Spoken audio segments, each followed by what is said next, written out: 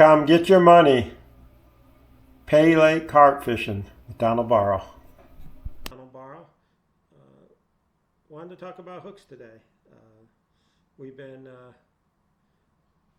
through the last month and a half of some just fantastic fishing. Lots of fish, 20 plus nights. I think one night we had 30. It's over an 8 hour period in a tournament. Uh, if you fun fish and go out, you can maybe even catch more, longer period of time. But this was in competition, and we've been doing great. So why am I talking about hooks? Hooks are one of the things that concern me the most when I carp fish, getting the bait right, getting the pickups right, tackle right, and hooks are right there, bait and line. And hooks are actually what got me into writing about carp fishing.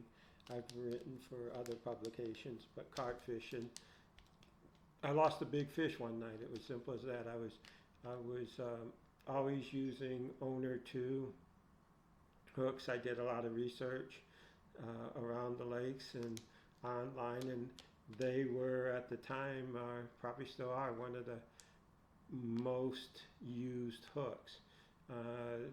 Owner SSW size 2, and I know Owner makes several hooks, but that was the hook that was recommended to me that I found was most popular, and I had no reason to doubt that. But I'd used it for a couple of years, and then all of a sudden I lost a nice fish, and I become suspect, and the hooks would bend in the net quite frequently, so you always have to watch them. And the fish I lost, no, I'm not bashing the hook. It could have been just to neglect. I probably didn't change them out. I was pretty cheap back then and didn't understand the importance. So that said, I went on a quest, and I wrote about it. I tried several different brands of hooks, and at the time I settled on the G Carp number 2. And for those who don't know, the G Carp number 2 humpback is very similar to this. This one in particular is tied by Thomas Bailey and so do Mud Pigs, and they call it the G Carp. I don't know if Owner makes this hook or he finds another brand and has them made to pretty close to the same spec. But this hook has been a bread and butter for me. I actually use cheap offshore knockoffs, and it was a hit and miss. I would get good ones, and then next thing you know, I would get one that would bend, or actually they didn't even bend. I'd prefer that, but they would break. And not often, but when you fish for money in these tournaments and a hook breaks, it's just unacceptable. You can't have that. You know, everything's based on a calculation. Your baits, you spend money on the transportation to get to the lake, all the equipment that you spend to get top-notch equipment. You know, the rocket reels, the fancy rods, the beepers, and you're playing with the big boys, especially here in the Piedmont, North Carolina area. You're playing for money. You put a lot of money out and you expect a return. And if you break a hook and lose money, it's not a good day. So I was happy but unhappy with the quality. I would end up buying the real hooks from Owners, and they were hard to find. And quite honestly, I thought that was as good as I can get. Probably about the same time, Thomas Bailey and Ron Matthews at Wicked became selling hooks. I don't know the exact date. I want to say about a year ago. And since that time, I've been buying them, and they sent me some to test. full disclosure, they send me some, but I also buy them. And I'll tell you, it's made a difference. Tell you this weekend, it was reinforced why I pay for these hooks and use them, pre-packed hooks. I'll show you more of them in a second, but I was fishing this weekend. The lake I fish has an island in front of it. It was 2 ponds. It was cut on both ends, and now that island's eroded. The old brick wall halfway stands, and it's interesting, it's unique, and it's fun because the island, you throw to it, it's all the way down the lake, so wherever you fish, you feel you have a good opportunity. On the downside is it's easy to cut off. In most pay lakes, like Pops, Big Daddy's 2, Creekside, almost any pay lake, there aren't obstructions like that. Maybe you could get hung up on the rope and break off if you overcast, but that's about it. Uniqueness is cool, but it's also a challenge. You get, I got broken off, and so I fish with 5 rods at this lake. I carry a 6 rod as a backup, so that if I get broken off or something like that, I throw another rod and don't worry about tying it real quick. Unfortunately, my backup rod, I had just thrown it out due to I was fishing single hooks, and I was changing one out to single hooks, and then this happened. So I had to quickly tie on a rig, and what I do, I tied on one of my original hooks that I had tied. I'd bought and tied close to 200 sets because I buy in bulk, and so I tied one of them on, cast it out. Lo and behold, later in the night, I miss a fish.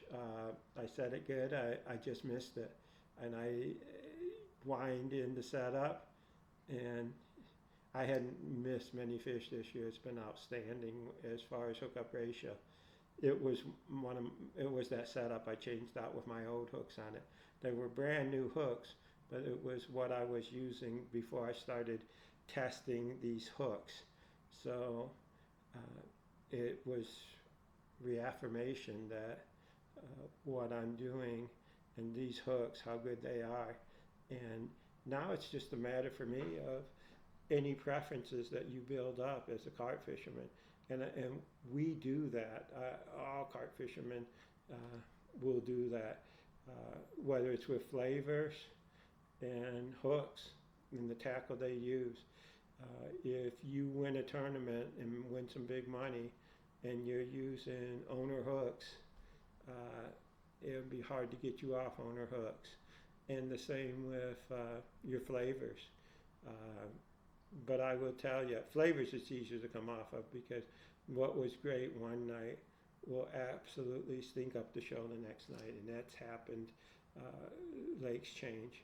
But with hooks and your hardware, you know, you got guys who are dedicated Abu Garcia guys, and they're not going to change. You know, they've used them for 20 years and have no reason to change. I get that.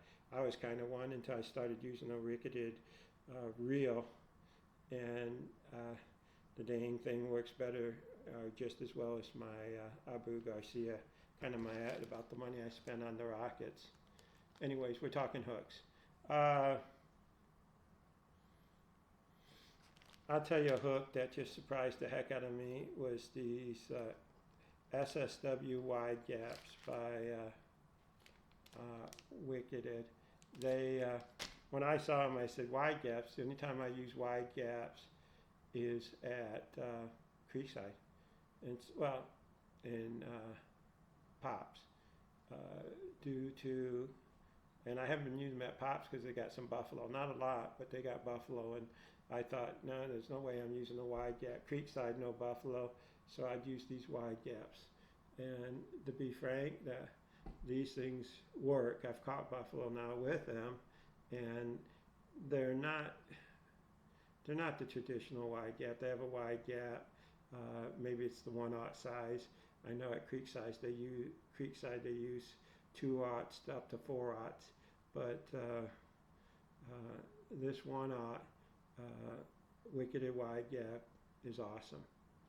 I have no concerns whatsoever.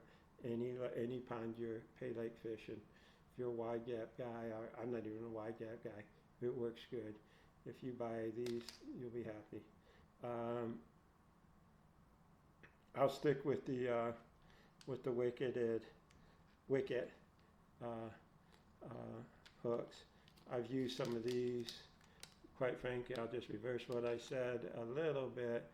When you're at a buffalo lake, the lake I fish has both, but the buffalo were in front of me. I caught 2 of them right away, and I knew it. I knew it because the prior weeks I'd catch 20 yellows on oats, and all of a sudden I'm throwing oats in front of me, and I'm not getting a fish. And people around the lake are getting fish, and I'm not getting fish. And then, like I said, I catch a couple of buffaloes, and aha, genius. There's buffalo, and the buffalo will chase out the yellows. Sure, you can catch yellows when you're catching buffalo. These fish are greedy and they move fast. But for the most part, if you got a big school of buffalo in front of you, you're not going to have many yellows. They'll chase them out. Proof of that is how brutal it is we were fishing a couple of weeks ago, and we caught the buffalo moved in, and we caught some buffalo. And just before we started catching yellows, I took a real nice yellow. I think it was the biggest fish of the night, and it was bit up like it was spawning. It was like they were fighting with the buffalo, and they're brutal. This is a G Carp RX. Probably the most popular hook, if it's not the owner, SSW number 2, it's the G Carp. And I wasn't a big fan at first, but these things, the hookup rate is spectacular. I would say one of the best I've used. I don't like the flat part on the bottom of G Carps, never have, but I cannot deny. Oh, why? Because it's a pain to get your pickup. I throw very hard pickups. I dry out pig flippers because I want them hard as a rock. And it's a pain to put them on, especially 2 of them times 5. But I can leave them out longer, and I don't have fear of them sliding off. But that said, the hookup percentage, I force myself sometimes to use it because the hookup percentage was so good. Last year, this was the hook of my choice. No problem. Mosquitoes, I really doubted this hook, but it turns out the bigger size hook, this is a Mosquito 1/0, along with the SSW, has been no issue. What I like about the Mosquito is it's heavy offset and it's a light wire. I pay attention. I use double hooks a lot. I probably would not double hook this. I double hook everything, but if I was smart about it, I wouldn't double hook this for only one reason. When you fish double hooks, the trailing hook always gets stuck in the net when you're getting the fish, when you net the fish. And the net and the hook, the trailing hook, just get bent. And even the hook in the fish mouth gets bent because, you got leader to 50, 60 pound leader to leader connection, and the fish is pulling back and forth and it's caught in the net. So both the hook in the fish's mouth is bending and the fish in the net, the hook in the net is bending. So thin wire isn't my number one choice if I'm using 2 hooks. It'll work. You just got to pay attention. It's not common, but it happens. And when you're fishing, a bent hook is just a recipe for disaster. So you pay a lot of attention if you're using these. The hookup ratio, again, because of the thin wire, is better. But that little bit of difference is debatable. I love the design and the heavy offset. This hook's a winner, no doubt. It's called the Owner Mosquito. Yeah, and now I'll get into some of my favorites. A new hook. I don't know if this is new. This is a Mud Pig Gorilla, and it's a cross between two of my favorite hooks. Uh, the Wicketed Reaper, the Mud Pig Oinker, and the Mud Pig. This is new. It's probably not in stores yet, or if it is, it's just coming this week. End of September is the Mud Pigs 1.0. It's just Mud Pigs 1.0. I don't know why. The Mud Pig 1.0, because that implies it's bigger. But really, I would say that's easy, just the size 1 side in most hooks. So the Mud Pigs 1.0, new, no hesitation using that hook. Thomas Bailey told me that's his favorite hook. And Thomas Bailey is the owner of Mud Pigs. So I think I told you about the gorillas. This is, pretty sure this is the Oinker. Yeah, the Oinker is the opposite. Summer was my favorite. Has the spring effect where you pull on it and the eye is forward, so it gives you a spring effect. I like it a lot.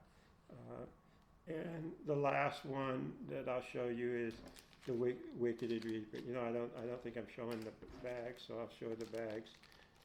These are 3 of my favorites. I can't tell you what I like better.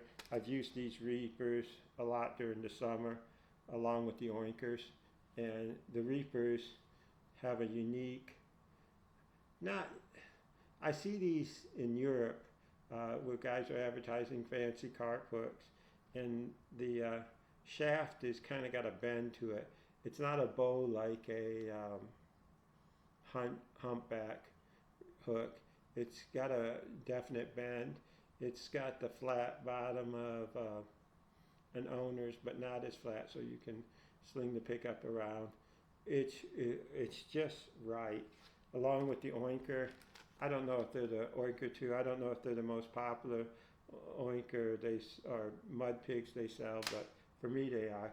I don't have, they're down on my rod. I think I used the last one. They make a Tsunami 2. That's also a very good Mud Pigs hook, and I wanted to point those out. That's it. I'll tell you, it's made a difference. If you're fishing a fish off, and a lot of you are, update your hooks. If it's a couple weeks before you fish off, test. If not, and I'll be the first one, don't take untested gear till late. But when I say that, these hooks have been tested. There are a lot of testers at Wicket. There's a lot of testers at Mud Pig. Thomas and his wife and his sons, they fish all the time, and plenty of people have showed them. I have a buddy who just called me and showed me that, yeah, he's using them, and he's won quite a bit of money. So I recommend, I wanted to just show you these hooks. Don't believe me, just go learn for yourself. But if you think you are using the best and been using a hook for 2 or 3 years now, things have changed. Things have changed, and I can tell you this because I tested every hook. I wrote about it. You can find some old writings of mine journaling my use of the different brands of hooks and what I thought was the best. I'd never have to test another hook is not even second place. It's down the list. On top of that, I can't tie a hook like Thomas Bailey ties a hook. He ties for Wicketed too. Wicket too. So, and I know Wicket use several tires, but they're quality. You get quality ties. I can tie a hook and they'll do the job, but I can't tie it that good. And I think I showcased that last week where I had a failure and it didn't cost me a fish. So it wasn't a failure. The carp just ran down the bank and caught something. It broke one of the four wraps, one of the four loops, but I had a spare because everything's doubled. So I caught the fish and moved on. You don't want that happening during a fish off or some of these big dollar tournaments. I mean, I'm fishing one where they're going to be paying $200 an hour, you know, so in 5 spots. So odds are I could be claiming a few spots if, you know, if I'm, you know, lucky or, you know, have a good night. So to lose a fish and watch $200 swim away on one of these hooks, and you get 8 or 10 in a pack, costs less than $1. So what are you doing? Don't be stupid. You know, it'd be crazy. So I'm going to say I'm going to probably do some other videos. Got lots to say and lots of film to make. So, but thank you for watching this. I appreciate it. I think I'm about 120 users away from meeting my goal of 500 subscribers. I call them user subscribers. So I know I'm talking to a crowd of subscribers, but if you haven't subscribed, I would appreciate it if you would. And thank you for the guys that did subscribe. It means a lot. Thank you. Have a good evening.